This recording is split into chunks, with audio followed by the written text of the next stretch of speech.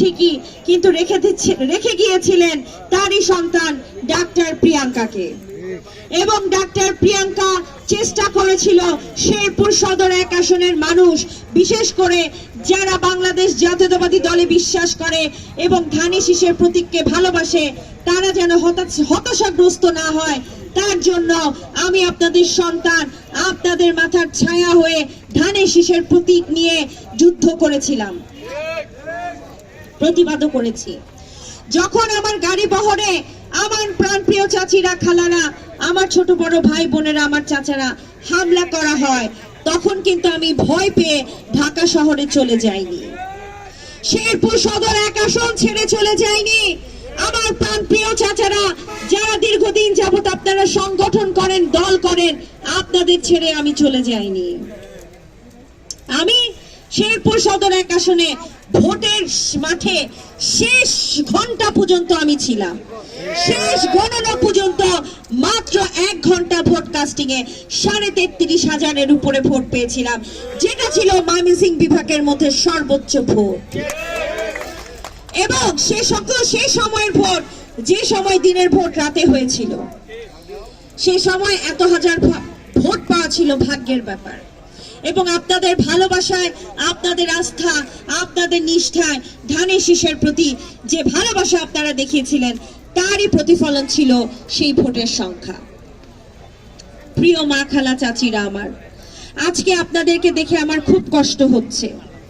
আপনাদের পরনের যে শাড়িটা, সেই শাড়িটা অত্যন্ত পুরান একটা শাড়ি, পুরান হয়ে গেছে আপনারা, কিন্তু আপনারা আমার শেরপুরের মানুষ, আমার শেরপুরের মা বোনরা। খুব কষ্ট হয়, 25 বছর যাবত আমাদের এই যে আতিক চাচা শেরপুর সদরটাকে শাসন ও শোষণ করেছেন, কিন্তু তারপরেও আমাদের শেরপুরের মা বোনদের এত মলিন চেহারা, প্রত্যেকটা মানুষকে আমি হাড্ডিসার শূন্য দেখছি। এত কষ্ট আজকে আমার এই পশ্চিমতলার শেরিপাড়াতে এসে মনটা খুব খারাপ হয়ে গেল, আবেগে আপ্লুত হয়ে গেল। আমার মা, খালা, চাচিরা এত কষ্টে দিন কাটায়, এত কষ্টে, এত অভাবে দিন কাটায়, আপনাদের প্রত্যেকের চেহারায় সেই অভাব ফুটে উঠেছে। আমি আপনাদের সন্তান ডাক্তার প্রিয়াঙ্কা, আমি একজন নারী, আপনারাও নারী। আমি যদি ইনশাআল্লাহ শেরপুর সদর 1 আসন থেকে ধানের শীষের প্রতীকের টিকিট নিয়ে আসতে পারি এবং জাতীয় সংসদে যদি আপনারা আমাকে যাওয়ার ব্যবস্থা করে দেন, সর্বপ্রথম উন্নয়ন হবে আমার নারী, আমার মা, চাচি, খালা, আমার ছোট বড় বোনদের দিয়ে। আমরা শেরপুর নারীরা কখনো অসহায় অবস্থায় থাকবো না ইনশাআল্লাহ। একজন নারী হিসেবে আপনারা নারীর ক্ষমতার জন্য আপনারা এবার ধানের শীষের প্রতীকের জন্য বাড়ি বাড়ি চলে যাবেন, বলবেন আপনার সন্তান ডাক্তার প্রিয়াঙ্কার জন্য আপনারা এবার ভোট চান। ভোটের মাঝে যদি আমি জিতে আসি, ইনশাআল্লাহ আমি আমার মা, খালা, চাচি, ছোট বোনদের জন্য রাস্তায় নেমে নেমে কাজ করব। একদিন আমার এই মা, খালা, চাচি, আপনারা যারা সামনে বসে আছেন, আপনাদের পরনে রঙিন শাড়ি দেখবো ইনশাআল্লাহ। আপনাদের ঘরে খাদ্য থাকবে, আপনারা সন্তান সন্ততি নিয়ে ভালো থাকবেন, আপনাদের সন্তানরা যেন বাসা বাড়িতে কাজ না করে পড়াশোনা করে শিক্ষিত হয়ে শেরপুরের বিশ্ববিদ্যালয়, মেডিকেল কলেজে পড়াশোনা করতে পারে, সেই ব্যবস্থা ইনশাআল্লাহ আমরাই করব। শেরপুর আমাদের শেরপুরে আপনারা জানেন কোনো রেল লাইন নাই, সড়ক ব্যবস্থার উন্নয়ন নাই, থাকবে কেমনে?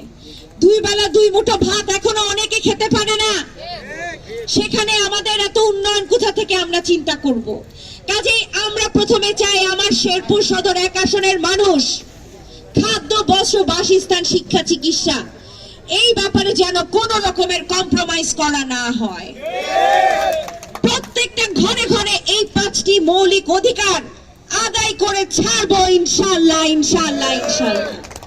প্রিয় চাচিরা আমার, ছোট বড় বোনেরা আমার, আমি ডাক্তার, ঢাকা শহরে যদি ডাক্তারি করি আমার টাকার অভাব হবে না। তবে আমি শেরপুর সদর 1 আসনে এসেছি সবকিছু ফেলে আপনাদের জন্য কাজ করার জন্য। আমার কোনো চাওয়া পাওয়া নেই।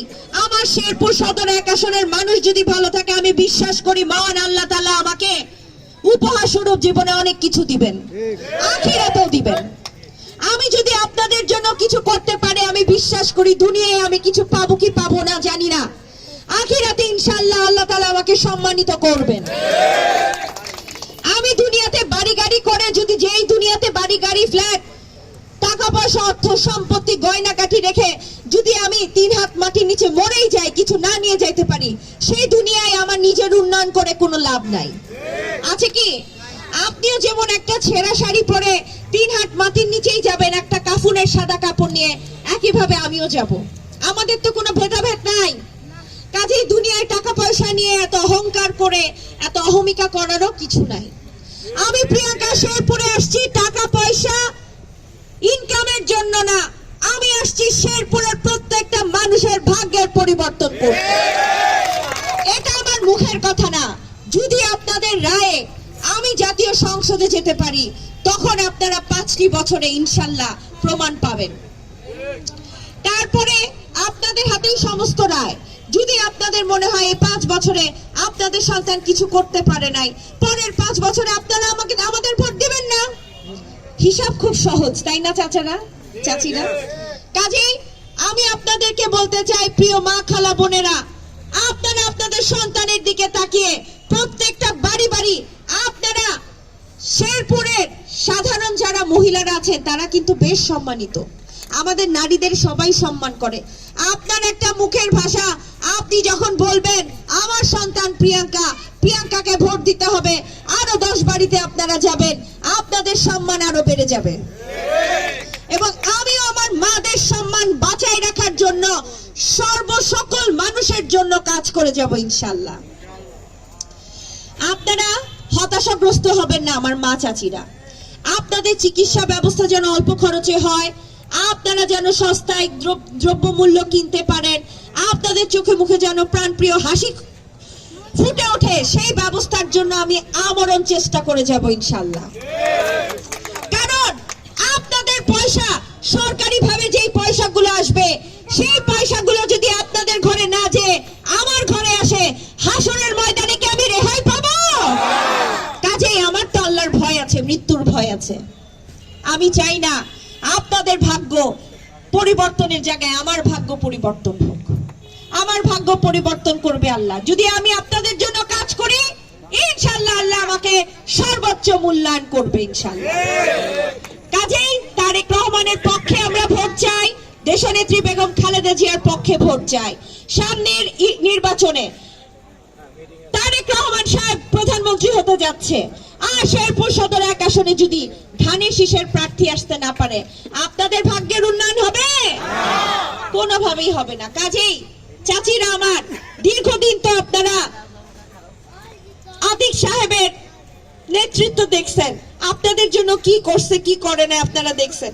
এবার সন্তান হিসেবে দাবি, আমরা মায়ের জাত, আপনারা আমাকে সর্বোচ্চ সাপোর্ট দিবেন তো আপনারা?